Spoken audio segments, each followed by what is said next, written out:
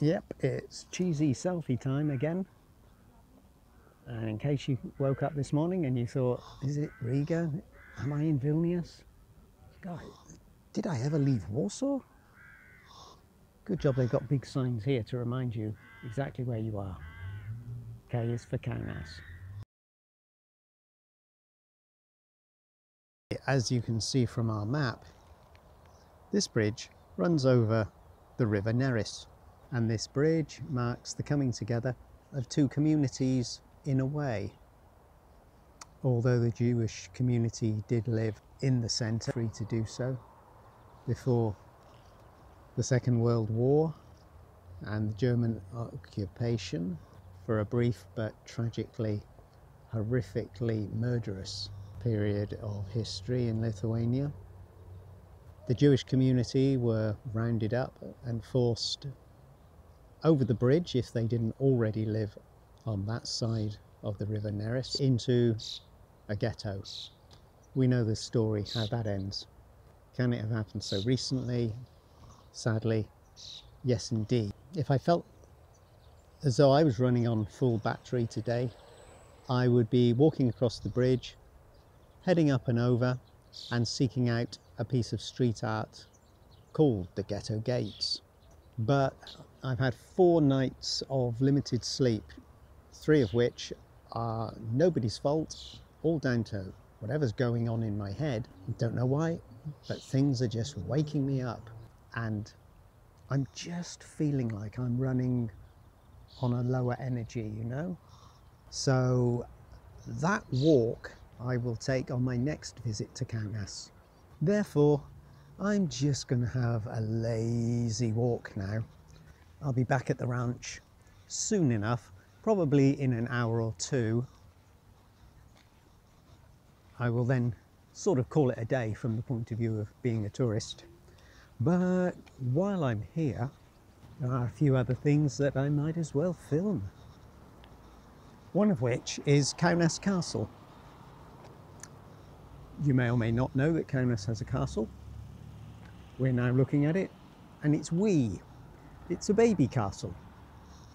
But it was probably a mighty fortress if you had no protection and you were on the outside of it, getting pelted with arrows, for example. Got to stop here because this is nice, isn't it? For mum and dad, drinking water, fill your bottle. For the children or very small people, maybe this height suits me actually, come to think of it. Water fountain there, and a nice possibility for a hamster if you are walking your dog, or even if you're on a super cool backpacking camper van trip and you decided to do the best thing of all, which is bring the dog along on the trip as well. Excellent. And in Kaunas, at this point at least, the dog can enjoy some fresh drinking water. Here is the troublesome Kaunas Castle. Most difficult castle I've ever had to photograph. And you'd never imagine it, given that it's so small, would you? Should be the easiest castle you ever have to photograph. And if, like me, you don't feel inclined to go into the castle museum, you can just read from the plaque outside. Kaunas Castle, one of the oldest Lithuanian stone castles, was first mentioned in written sources in 1361 as a castle to repel attacks by the Teutonic Order. The castle, built in the middle of the 14th century, became a strategically important component of the Nemunas Jura river defence system, which protected the core of the Lithuanian state. The castle was attacked by the Order in the spring of 1362 and occupied and destroyed after a month-long struggle. At the beginning of the 15th century, during the reign of Grand Duke Vytautas, the second castle with 4 stone towers was erected on the foundation of the first castle. Kaunas city started to develop next to the castle after the privilege granted under Magdeburg law in 1408.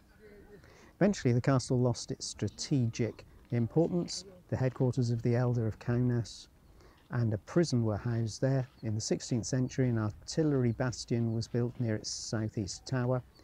The castle suffered due to wars with Russia in the middle of the 17th century, From the 17th century until the middle of the 19th century, the Neris River washed away 2/3 of the castle territory. The castle was under archaeological research, conservation and restoration from the 1930s to the present day. 2011, a branch of Kaunas City Museum was established there. So, massive reconstruction and probably possibly nothing original. You'd have to go in the museum to find out whether that statement is correct or not. Perhaps I'm doing it an injustice, and under those tin roofs there are the genuine foundations, at least, of the castle to give a sense of how big it may have been. So it was a decent sized castle, not just one tower. Ooh, I'm getting attacked by flying midges, I guess, because we're by the river. And we got a big statue over there, but it's being swarmed over by children in this not dissimilar way to the way that my face is being swarmed over by midges from the river. But as if by divine providence, the seas parted, mostly. And we can now get up and have a look at, presumably, Vytautas the Great. I'm guessing that's Duke Vytautas, head of the Grand Duchy of Lithuania, maybe. Looks like him, doesn't it? Don't you think? I think that's where my money's going.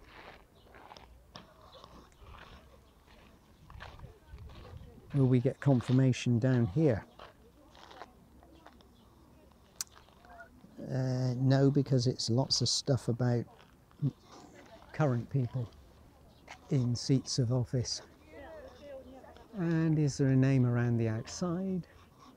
I don't believe there is. I'm going to call him Vytautas the Great anyway. As there's no other name, I think that makes sense.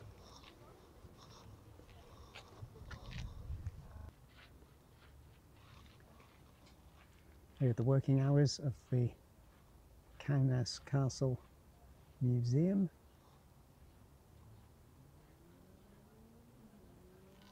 Ticket prices, in case you're inclined. €3 for adults, €1.50 for students and seniors.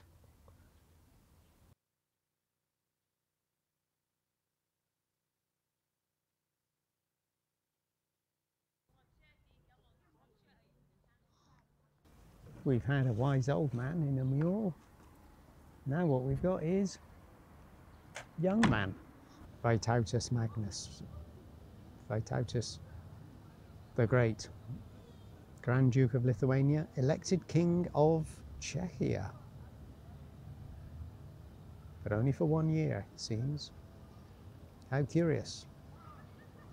All this history, which we never hear about in the West. Certainly not in the schools in the UK where I grew up.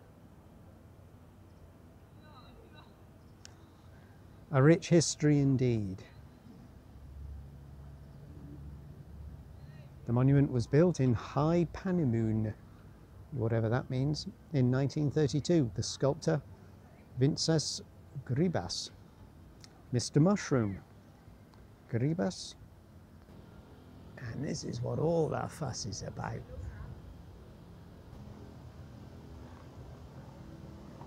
Really rich in detail. I don't even have to get right up close to see that. It's a very handsome piece.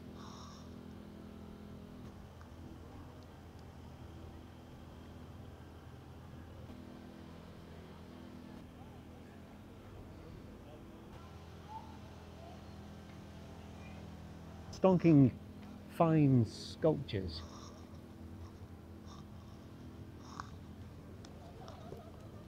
Very, very fine indeed.